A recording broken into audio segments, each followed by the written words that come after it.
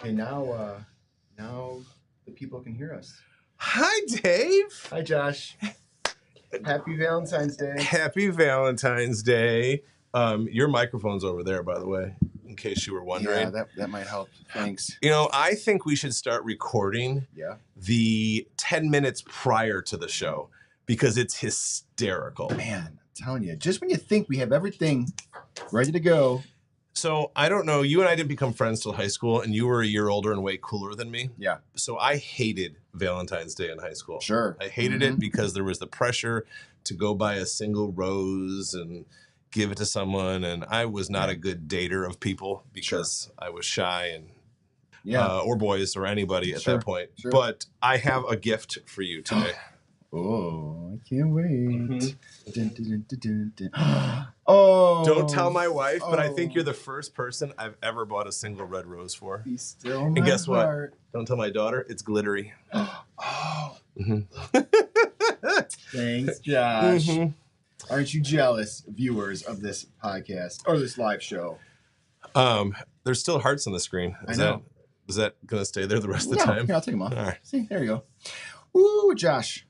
So we're here. We're here. Now, I'm going to give a little backstory to this week. And I feel like the last couple episodes we've been talking about malfunctions of things not working, not being able to go live. If for some reason this live show cuts out, you will get the email with the recording right away.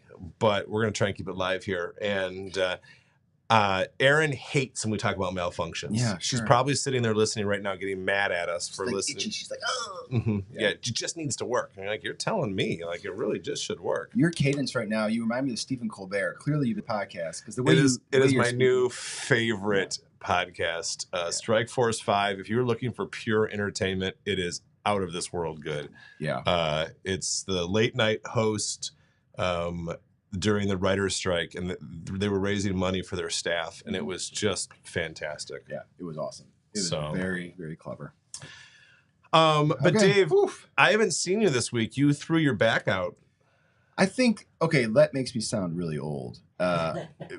Brian's laughing. More accurately, I was carrying laundry up the stairs, and I threw my back out. Way better. Yeah. Oh, it was a scary moment. I was in the fetal position for no less than 12 hours.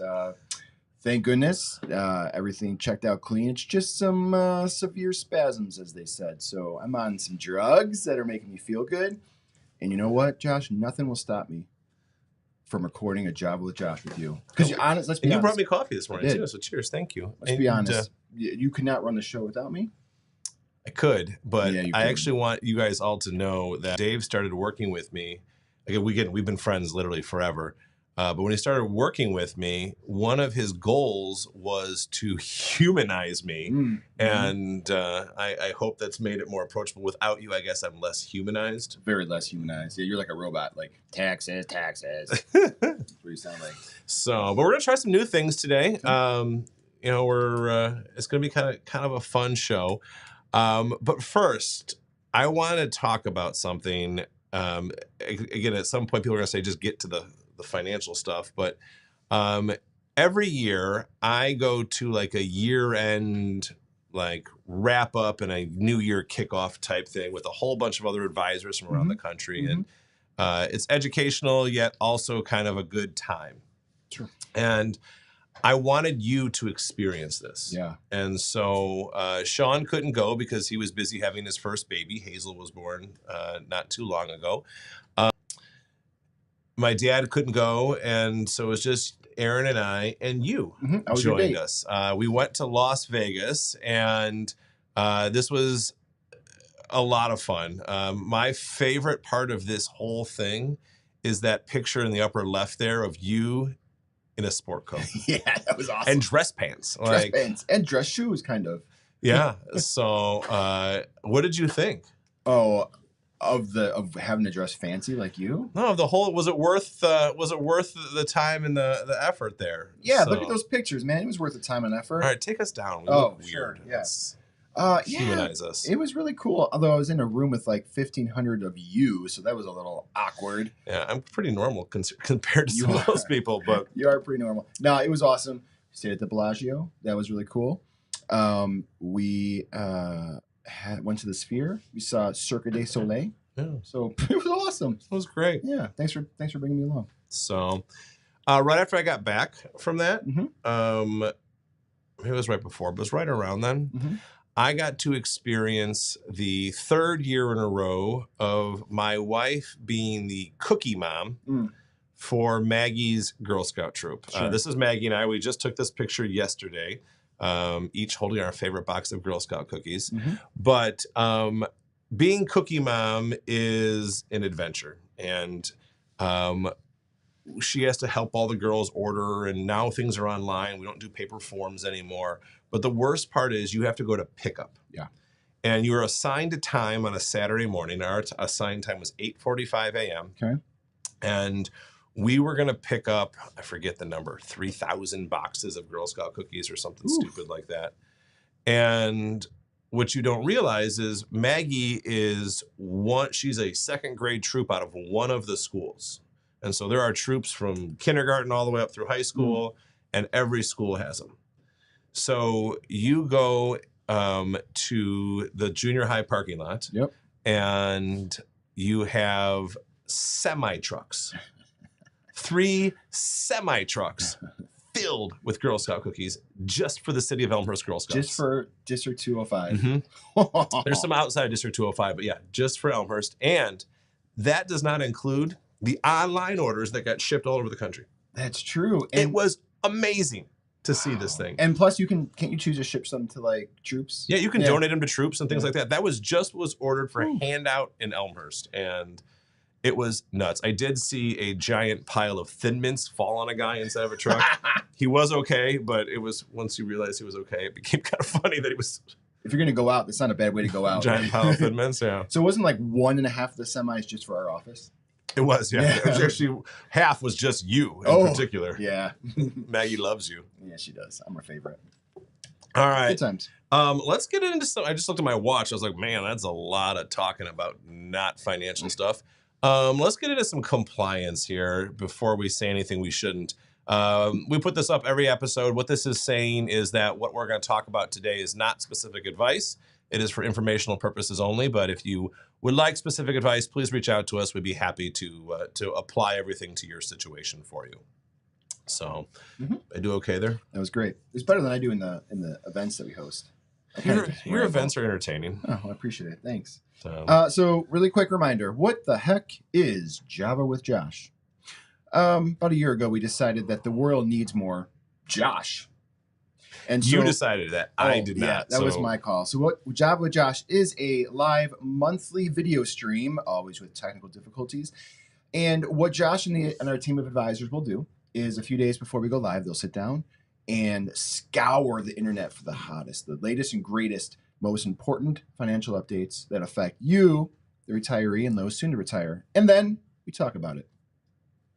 Good. We're really fun talking about it. Super, yep. So obviously we're live here today on Valentine's Day. Our next 3 shows are at the bottom here. March 13th, April 17th, May 15th.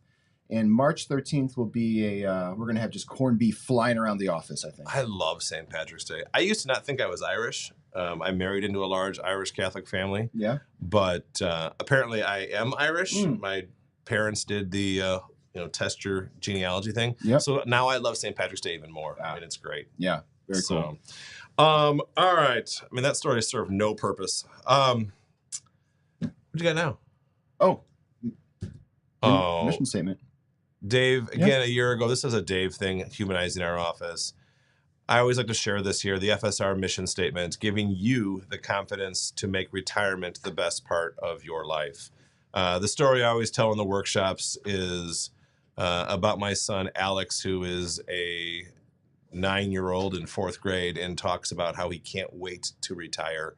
And we've all had that thought. We can't wait to retire because this is when you get to do whatever you want to do. And this should be the best part of your life. And I hope we can be a part of helping people make that come true. Hear, hear. So, and today we're going to go through some current events here. And Brian, if you'd come over here and help me wheel the technology in, because every good piece of technology needs wheels. We normally run this on my iPad, but we have had troubles in the past getting the iPad to work. So we just decided to get a really freaking big iPad and show it here on the camera instead because it makes it way easier. So what we're going to talk about today, again, as we have in the past, is we're going to spend most of our time right here in the investments and wealth protection. And the reason we do that a lot right now on the Java with Josh is because that is the most current event focused thing that we have. So everything else that doesn't change very much, so we can give you more big broad brush topics, but we're going to talk a lot about current event stuff. Now, last week was a big week, and I don't know if you can see this here, but there were headlines all over the place. The S&P 500 broke 5,000 for the very first time. We have the S&P as a 500 hit a milestone that it hasn't seen in over 30 years. And we're going to talk about that here in a second. So we've had some great stock market news. And when I look at it here, the stock market, this was captured yesterday. Yesterday, we were sitting just under 5,000. We actually had a fall off yesterday. But last Friday and this Monday, we peaked over 5,000. And this was the first time in the since 1972 that the S&P has finished positive for 14 of the last 15 weeks. That is the record we haven't seen in a long time. Now, we saw this last year. We saw a lot of the market concentration. We talked a little bit about the Magnificent Seven here. And what you're going to see, this gray line that I have here in the middle, that is the S&P 500. And that starts from January of 23 through the end of January of 24. You see that's a 26% increase. But what we look at here, this green line atop this here, had a 67% increase. So what was that? That was just the 10 best performing stocks in the S&P 500. If you've heard of the term Magnificent Seven, these were your Amazons, Facebooks, Metas, Nvidias. These things just flew last year, and that carried pretty much the rest of the S&P 500. Now, why is that? What happened to do this? Because if we were sitting here a year ago, we were fearful, we were worried. We just went through a pretty miserable year. We thought the economic things were not good out there, and we were worried what was going to happen. And all of a sudden, poof, our S&P popped pretty high. Now, a lot of this goes back to the Federal Reserve and what they've been doing. So the Federal Reserve, if you remember, has been raising rates precipitously since 2001, 2002. You like the word precipitously? Spell it out on the board. Not a chance. Okay. I can say things. I used the word this morning with the kids. What was it? Glacially. And Missy called me out on not being a real word. I think it's a real word. Right. It was glacially slow, I think is the word I used. Let me try something really quick. Does this make the board easier to see? Not really. A little less glare. It's up to you. Yeah, we'll just really you can still see your face. Brian, what do you think? How does this look? We're trying something new. When you use a giant iPad behind you, you got to try something new. I don't know if it's any better or not. All right, let's keep going. All right, go ahead. All right. Yeah, but it is a real word. Glacially, real word. Oh, thank you. Word. Tell Missy I was right. Now, what we see here is the interest rates have gone sky high. Now, the reason we did that was real simply, we had to fight inflation.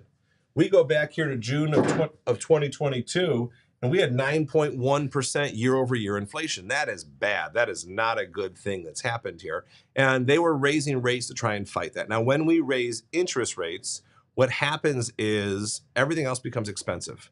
Mortgages become expensive. Debt, financing for businesses become expensive. It becomes a really hard thing to do, and that is a drag on the market. And so what we've had here, if we go back a screen, let's see if I can do that here too. If we go back a screen, you see we had a pause back here in the summer of 2023 that the Federal Reserve pretty much said, hey, we're not going to raise rates right now. We're just going to kind of see what happens. And then in the end of the year, they said, hey, we're going to start lowering rates next year. And when they do that, there start to get predictions that are out there. And this is a tool that is put out by the CME group. CME is an options trading group. They trade a lot of interest rate options. So this is a normal thing that's out there. But we call this the Fed Watch tool. And what this is looking at is okay, right now, this is the July meeting. Every month the Fed meets. So we're looking at a few months from now. Around a third of the traders think that we're going to see about a half a point drop between now and then. 42% think we're going to see almost 3/4 point. That's a huge drop between now and then. And there's even some that think we're almost at a full point drop over here. And so when we talk about that, what are they looking for? And why would we do that? Well, why that's exciting for the market is because the market loves low interest rates. Things become cheaper to do, and traditionally that works out really well. But it's not always true. This is just what the traders think. In fact, the next meeting's in March, and all the talk right now is what are they going to do next month in the March meetings. So Chairman Powell, this is Chairman Powell, and a lot of the Fed governors have been on speaking tours over the last week to kind of talk about what's going on, and they do this regularly. But last week, he was on 60 Minutes, and he was talking about this, and the question came to him, why, are you going to lower rates? Or, what are you looking for? And the big thing they're looking for is inflation. They want to control inflation. And the few key indicators they look at are the inflation rates as well as unemployment. And this sounds goofy, but they want unemployment to go higher. And they want, that makes, that's the goofy part. And they also, the not goofy part is they want inflation to go lower.